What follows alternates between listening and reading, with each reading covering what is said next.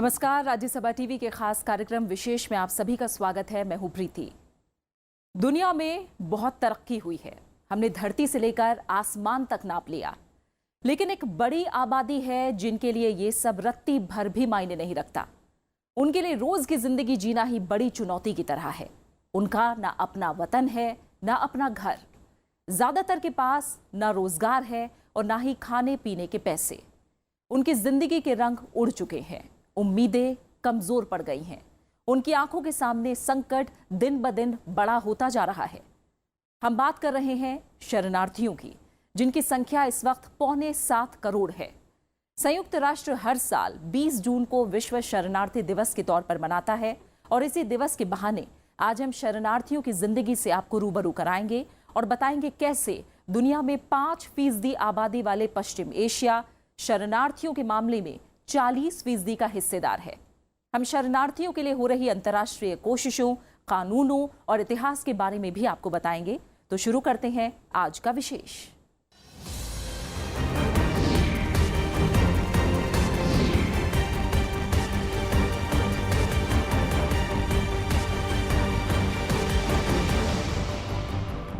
हर साल 20 जून को विश्व शरणार्थी दिवस के तौर पर मनाया जाता है। दुनिया भर में शरणार्थियों की समस्याओं को दूर करने के मकसद से शरणार्थी दिवस मनाने की शुरुआत हुई। दुनिया भर में 6.5 करोड़ से ज्यादा लोग ऐसे हैं जो दूसरे देशों में शरण लेकर रह रहे हैं। इनमें सीरिया, इराक, लीबिया, अफगानिस्तान और दक्षिण सूडान जैसे देशों में संघर्ष और हिंसा के चलते हालात हैं।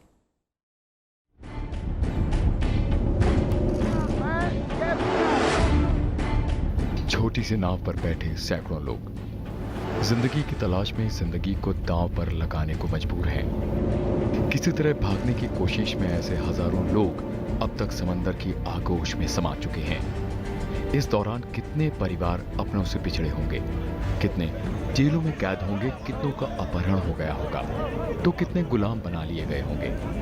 इस तादाद का ठीक ठाक पता लगाना मुश्किल है।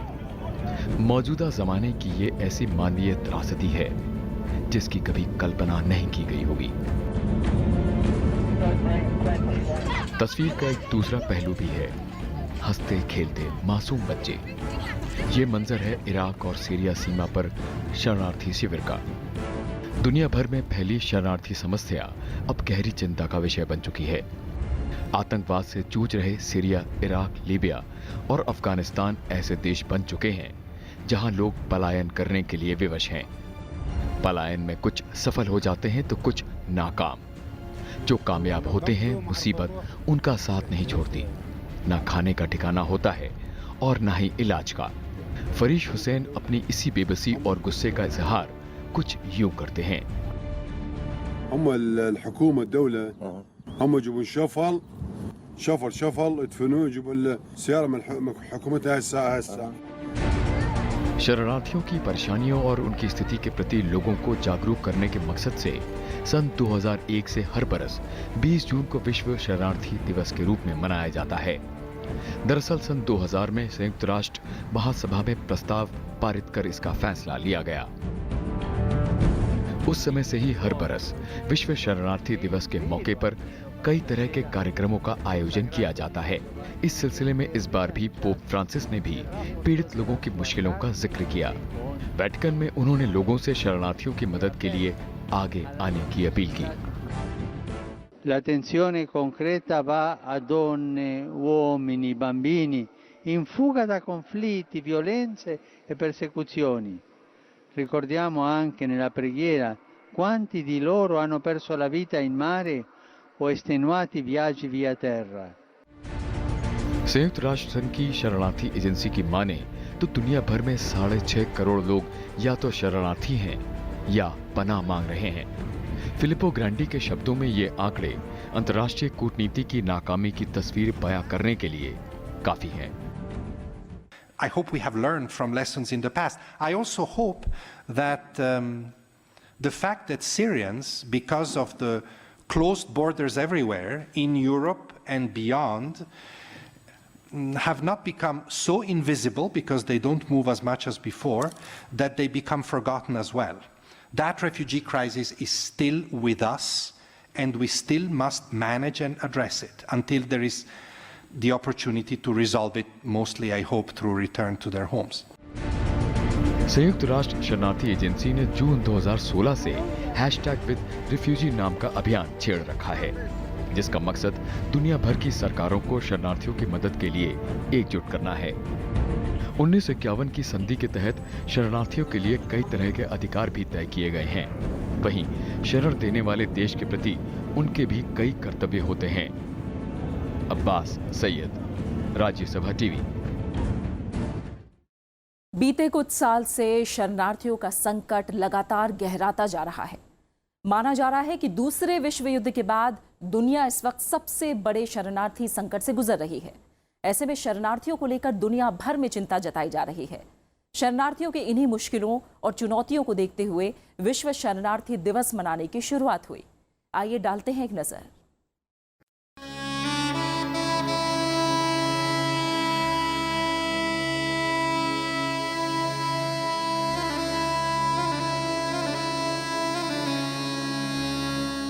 तपती धूप में तंबुओं में गुजरती जिंदगी, यही इन लोगों की किस्मत है। अब्दुल्ला इब्राहिम समूचे परिवार के साथ बीते 1 महीने से इसी कैंप में गुजारा कर रहे हैं। इराक के मोसुल शहर में इब्राहिम की जिंदगी पहले इतनी बदहाल नहीं थी, लेकिन इस्लामिक स्टेट के कब्जे के बाद शहर में हिंसा के अलावा कुछ नहीं बचा। घर बर्बाद हुआ तो फौजियों ने इन्हें शिविर में ठिकाना दे दिया, लेकिन शिविर में जीना दुश्वार है। محاصرين ومأساة كانت كل الإصلاح الزراعي يعني كانت عايشة أكثر العالم على الطحين. آخر شيء طحين ومي بس ضل عنده. قليل من العوائل عندهم مواد مياه. آخر شيء يعني البير، آخر شيء بس البير مع الجامع يشتغل. تأخذ دبيتين 20 لتر لك بين يوم ويوم أو يوميا. ये सिर्फ इब्राहिम की कहानी नहीं है, बल्कि 2003 के युद्ध के बाद इराक की 40% आबादी ऐसे ही गुजर बसर कर रही है, कुछ अपने मुल्क में तो कुछ विदेशों में। मध्य पूर्व में शरणार्थियों का संकट आज पूरी दुनिया के लिए गंभीर चिंता का विषय बना हुआ है। संयुक्त राष्ट्र के मुताबिक दुनिया में हर मिनट 20 व्यक्ति अपना घर बार छोड़कर जा रहे हैं, कुछ आतंक से बचने के लिए तो कुछ युद्ध से, कुछ प्राकृतिक आपदा से जान बचाने के लिए तो कुछ हिंसक तनाव से अपना पीछा छुड़ाने के लिए। 1951 में जब संयुक्त राष्ट्र ने शरणार्थियों पर संधि की तो पहली बार अंतर्राष्ट्रीय स्तर पर शरणार्थियों को परिभाषित किया गया। इसके बाद कई बार दुनिया के अलग अलग मुल्कों ने कोशिशें की, लेकिन शरणार्थियों को लेकर कोई गंभीर पहल देखने को नहीं मिली। खास बात ये हो रही है कि जो वर्ल्ड पावर है इसकी तरफ, मेजर पावर, रिस्पॉन्सिबल पावर जो है वो इसकी तरफ जो है पूरी तरीके से ध्यान में नहीं लगे हुए हैं, बल्कि वो अपने वर्चस्व की लड़ाई में लगे हुए हैं। शायद जो है ये एक पोस्ट कोल्ड वार के बाद जो डेवलपमेंट हो रहा है, पॉलिटिकल एंड स्ट्रेटजिक डेवलपमेंट हो रहा है, उसी को लेकर वो ज़्यादा प्रेरित हैं, ना कि जो है ह्यूमैनिटेरियन क्राइसिस की तरफ जो है उनका अटेंशन होना चाहिए। संयुक्त राष्ट्र महासभा ने 4 दिसंबर 2000 को एक महत्वपूर्ण प्रस्ताव पारित किया, जिसमें यह तय हुआ कि अगले साल यानी 2001 से 20 जून को विश्व शरणार्थी दिवस के तौर पर मनाया जाएगा। दिवस की शुरुआत के लिए 2001 को इसलिए चुना गया क्योंकि शरणार्थियों पर संयुक्त राष्ट्र की संधि को 50 साल पूरे हो रहे थे। साल 2000 से पहले अफ्रीकी देश हर साल शरणार्थी दिवस मनाते थे, लेकिन संयुक्त राष्ट्र के ऐलान के बाद अफ्रीका शरणार्थी दिवस को भी इसी में मिला दिया गया। 1914 से रोमन कैथोलिक चर्च भी जनवरी में शरणार्थियों और विस्थापितों का दिवस मनाता रहा है, लेकिन अंतर्राष्ट्रीय स्तर पर ठोस पहल संयुक्त राष्ट्र की कोशिश के बाद ही हुई। UNHRC जो है उसको जो है फंड चाहिए, उसको जो है रिहेबिलिटेट करना चाहिए, उनको फिर से डिस्प्लेस को वापस भेजना चाहिए। रिफ्यूजीज़ जो डिक्लेयर्ड हो गए हैं उनको जो है रोज़ी चाहिए, रोज़गार चाहिए, हेल्थ चाहिए, एजुकेशन चाहिए। उनके बच्चों का क्या होगा, भविष्य क्या होगा, इसको देखते हुए सारी समस्याएं आ रही हैं। फंडिंग के लिए भी कोई उस तरीके से अब आगे नहीं आ रहा है। शरणार्थियों के प्रति सरकारों का ध्यान खींचने के लिए संयुक्त राष्ट्र शरणार्थी एजेंसी ने जून 2016 में विद रिफ्यूजी याचिका की शुरुआत की, ताकि दुनिया के देश आपस में सहयोग कर इस चुनौती से निपटने का रास्ता निकाल सकें।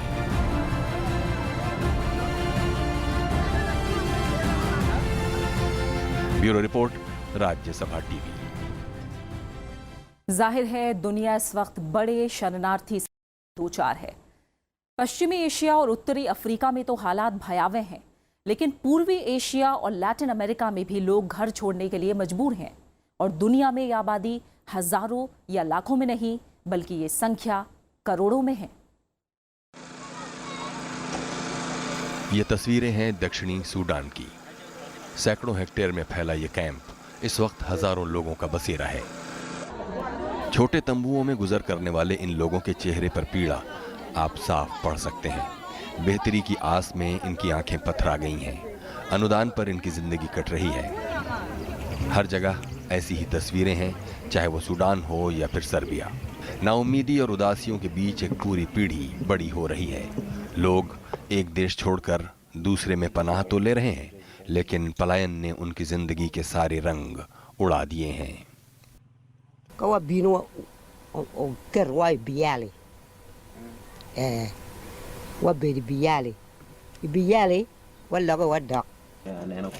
साल दर साल गुजरते जा रहे हैं, लेकिन संकट कम होने के बजाय लगातार गहराता जा रहा है। हर साल शरणार्थियों की संख्या पिछले रिकॉर्ड को ध्वस्त कर रही है। इस दशक की बात करें तो 2010 में ये संख्या 3 करोड़ 39 लाख थी। 2011 में ये बढ़कर 3 करोड़ 54 लाख हो गई। 2012 में 3 करोड़ 58 लाख, 2013 में 4 करोड़ 28 लाख, 2014 में 5 करोड़ 49 लाख और 2015 में 6 करोड़ 39 लाख और 2016 बीतते बीतते ये संख्या 6 करोड़ 77 लाख को पार कर गई। यानी 6 साल के भीतर विस्थापितों और शरणार्थियों की तादाद 2 गुना हो गई है। To figure 65.6 million is a marginally small increase compared to last year, 65.3. It is still one every 113 people in the world that is either refugee or displaced. But to me, what is interesting more than trying to analyze what is the trend there is that, first of all, no decrease, in fact a slight increase, is bad news. Is bad news because it means that fundamentally the causes for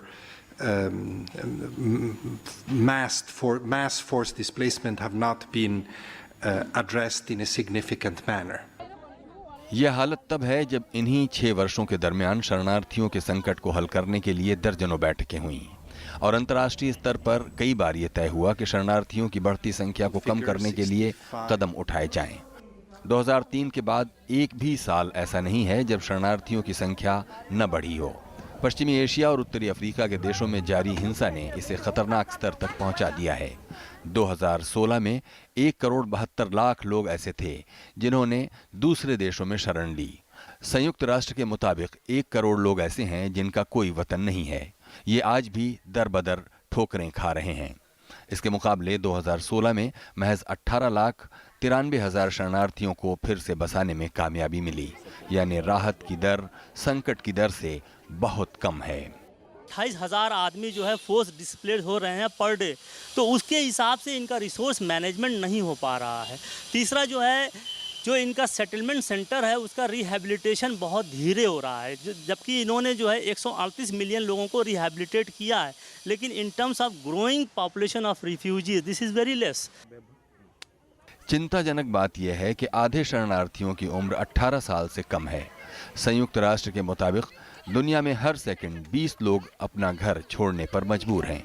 इस वक्त शरणार्थियों की 55% आबादी मात्र 3 देशों से आती है। सबसे ज्यादा 55 लाख शरणार्थी सीरिया के हैं, 25 लाख अफगानिस्तान के और 14 लाख दक्षिणी सूडान के। सीरिया और अफगानिस्तान पिछले कई साल से इस सूची में बरकरार हैं। सबसे ज़्यादा कंट्रीब्यूशन जो है वो रिफ्यूजीज़ में वो मिडिल ईस्ट से है। सीरिया में मार्च 2011 से जो क्राइसिस चल रही है उससे जो है लगभग 11 मिलियन 23 मिलियन उनकी पॉपुलेशन है। लगभग आधी जनसंख्या जो है इस क्राइसिस से पीड़ित है, या तो मतलब अपनी जगह से हट गई है या जो है 4-5 मिलियन जो है बाहर पलायन कर चुके हैं। तथ्य ये भी है कि शरणार्थियों को शरण देने में अमीर और विकसित देश बहुत पीछे हैं। ज्यादातर शरणार्थी पड़ोसी मुल्कों में शरण ले रहे हैं। आंकड़ों की बात करें तो सबसे ज्यादा शरणार्थी तुर्की, 14 lakh Pakistan, 10 lakh Lebanon, 9,79,000 Iran, 9,40,000 Uganda और 7,91,000 शरणार्थियों ने इथियोपिया में शरण ले रखी है। हालत यह है कि सबसे ज्यादा विस्थापित भी पश्चिमी एशिया और उत्तरी अफ्रीका के लोग हैं और सबसे ज्यादा शरण भी लोग इन्हीं दो इलाकों में ले रहे हैं। नवविक्रम सिंह के साथ ब्यूरो रिपोर्ट, राज्यसभा टीवी। दुनिया में शरणार्थी संकट सैकड़ों साल पुराना है, लेकिन पहले विश्व युद्ध के बाद जब ये समस्या विकराल हुई तो दुनिया का ध्यान पहली बार इस पर गया। तब से लेकर अब तक शरणार्थियों के संकट पर वैश्विक स्तर पर कई कोशिशें हुई, लेकिन समस्या आज भी बरकरार है।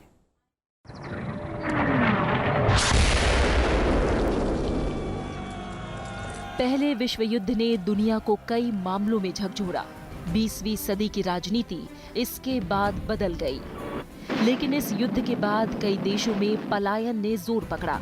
जर्मनी ने जब बेल्जियम पर हमला किया तो लाखों लोग जान बचाने के लिए वहां से भागने पर मजबूर हुए। जब ऑस्ट्रिया और हंगरी ने सर्बिया पर हमला किया तो यही कहानी वहां भी देखने को मिली। दूसरे देशों में शरण लेने के बाद भी इन लोगों को तमाम यातनाएं और परेशानियां झेलनी पड़ी।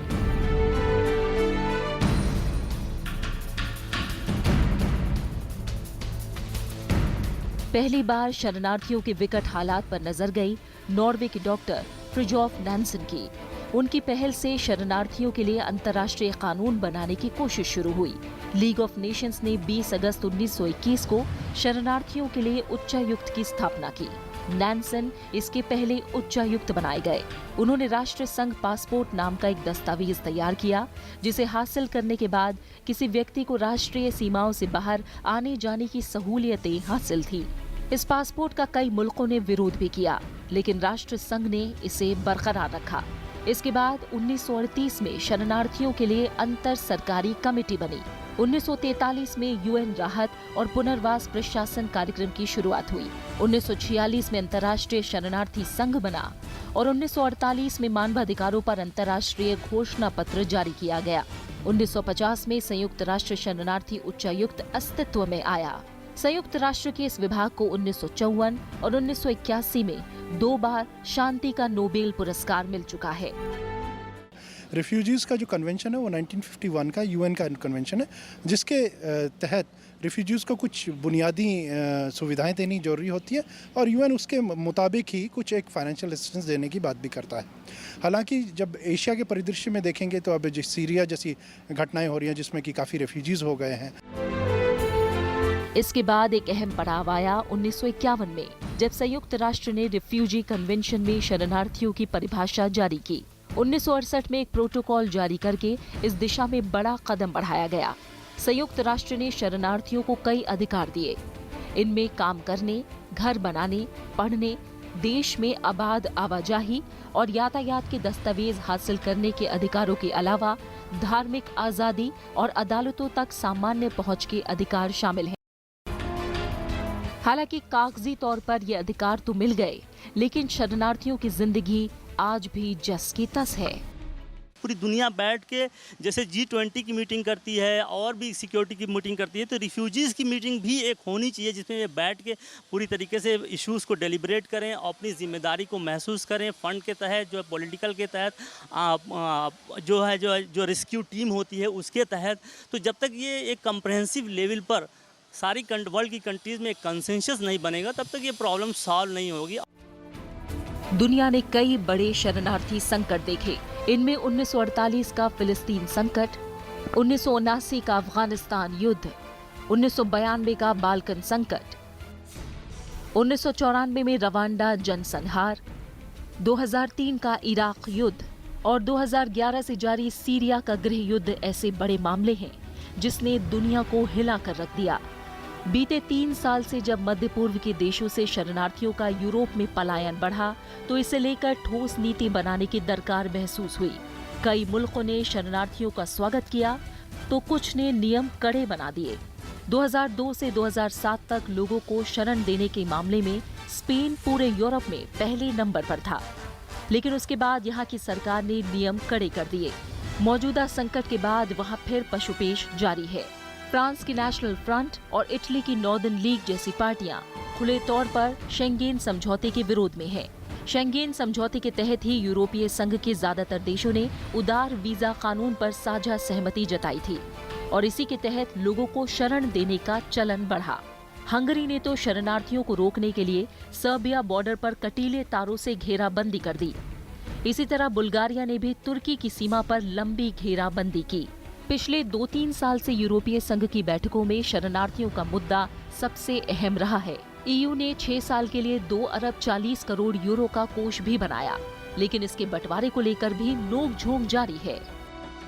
यूरोप में रिफ्यूजीज़ को उन लेने के रिगार्डिंग कोई बुनियादी पॉलिसी नहीं है। इसके कारण है कि रिफ्यूजीज़ जो है वो देश के बिना एक संकट से ग्रसित लोग माने जा सकते हैं, लेकिन इसके रूप में सभी देशों को साथ आना पड़ेगा, क्योंकि कई देशों ने रिफ्यूजी कन्वेंशन को साइन तो किया है, लेकिन उसके जो मानदंड हैं और जिस पैरामीटर्स हैं उसको मानते नहीं हैं।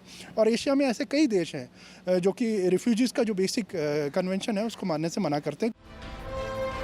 ब्रिटेन में ब्रेक्जिट का मामला हो या फिर पश्चिमी यूरोप के कुछ देशों में राष्ट्रवाद का चरम प्रचार, इन सब में शरणार्थियों और प्रवासियों का मुद्दा सबसे अहम रहा। लेकिन शरणार्थियों की मुश्किलों को कम करने के लिए कई देश साथ भी आए। सितंबर 2016 में एक अंतर्राष्ट्रीय बैठक हुई जिसमें संयुक्त राष्ट्र की मुहिम के तहत 2018 तक शरणार्थियों की जिंदगी आसान बनाने के लिए कई समझौते हुए। तय हुआ कि सभी शरणार्थी बच्चों को शिक्षा मिले, उनकी जिंदगी सुरक्षित रहे और रोजगार के लिए उन्हें कुछ हुनर सिखाया जाए। तमाम मुश्किलों के बावजूद कोशिशें आज भी जारी हैं, लेकिन जो हालात हैं उसे देखते हुए जानकारों का मानना है कि 2018 तक इसे हासिल करना बड़ी चुनौती है। Bureau report, Rajya Sabha TV. दुनिया में शरणार्थियों का दर्द बीते कुछ वर्षों में सबने देखा है। मध्य पूर्व के देशों से बड़ी तादाद में पलायन करके यूरोप और आसपास के मुल्कों में शरण लेते लोगों की तस्वीरें हमारे जहन से उतरी नहीं हैं।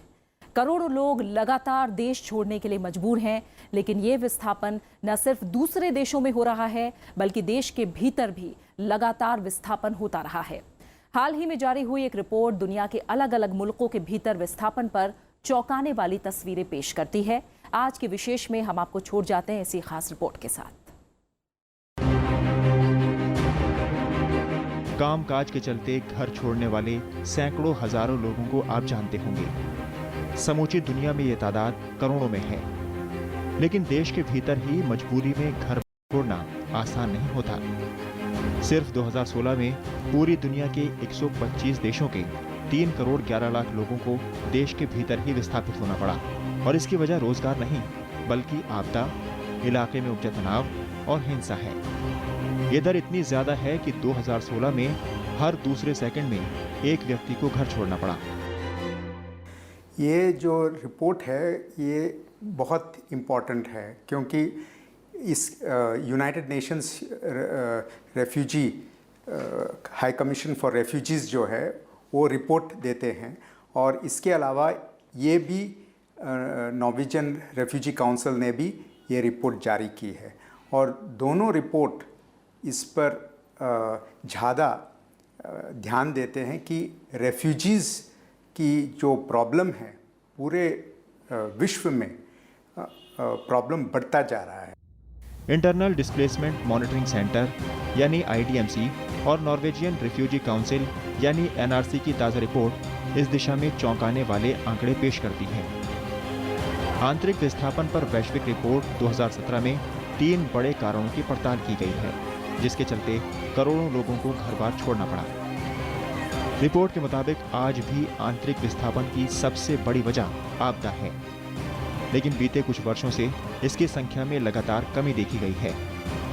2008 में आपदाओं के चलते 3 करोड़ 65 लाख लोगों को विस्थापित होना पड़ा था, लेकिन 2016 में यह आंकड़ा घटकर 2 करोड़ 42 लाख रह गया।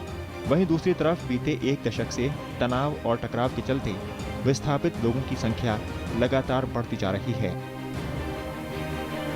2008 में जहां 46 लाख लोगों को इस वजह से विस्थापित होना पड़ा था, वहीं 2016 में यह आंकड़ा बढ़कर 69 लाख पहुंच गया। रिपोर्ट में कहा गया है कि ज्यादातर इलाकों में हथियारबंद टकराव गरीबी, असमानता, कमजोर शासन व्यवस्था, तीव्र शहरीकरण और जलवायु परिवर्तन ने इलाके में तनाव को और ज्यादा बढ़ाया है। ये जो रिपोर्ट है IMDC संस्था की, ये 1998 से हर साल ये रिपोर्ट निकालते हैं और ये कि बहुत ही ज़रूरी रिपोर्ट है जिसमें बहुत मुश्किलें आती है कि रिपोर्ट निकालने में। आंतरिक विस्थापन के आंकड़े में बीते साल के मुकाबले बढ़ोतरी देखने को मिली है। 2015 में दुनिया के 2 करोड़ 78 लाख लोग आंतरिक तौर पर विस्थापित हुए थे, लेकिन 2016 में यह आंकड़ा बढ़कर 3 करोड़ 11 लाख पहुंच गया। यानी 2015 की तुलना में 33 लाख और लोगों को बीते साल विस्थापित होना पड़ा।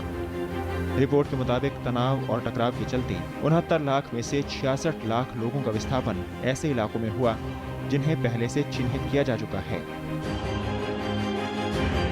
3 प्रकार का डिस्प्लेसमेंट होता है। एक जो कॉन्फ्लिक्ट की वजह से इंटरनल कॉन्फ्लिक्ट्स होता है और हो सकता है एक दूसरे देशों के बीच में अगर वॉर होता है उसके वजह से भी पलायन होता है। तो कॉन्फ्लिक्ट्स, एथनिक कॉन्फ्लिक्ट्स होते हैं, तो इसकी वजह से। दूसरी बात यह है कि डिज़ास्टर्स, बहुत सारे अर्थक्वेक्स होते हैं, फ्लड्स होते हैं, नेचुरल डिज़ास्टर्स भी बढ़ता जा रहा है। बीते साल सबसे ज्यादा चीन में 74 लाख 34 हजार, फिलीपींस में 62 लाख 10 हजार, भारत में 28 लाख 50 हजार, इंडोनेशिया में 12 लाख 50 हजार, अमेरिका में 11 लाख 70 हजार, क्यूबा में 10 लाख 79 हजार, डेमोक्रेटिक रिपब्लिक ऑफ कॉन्गो में 10 लाख 52 हजार लोग प्राकृतिक आपदा, तनाव और हिंसा के चलते आंतरिक तौर पर विस्थापित हुए। लेकिन इनमें से ज्यादातर मुल्कों में प्राकृतिक आपदा बड़ी वजह रही। चीन में तो तनाव और हिंसा के चलते विस्थापन का एक भी मामला को नहीं मिला।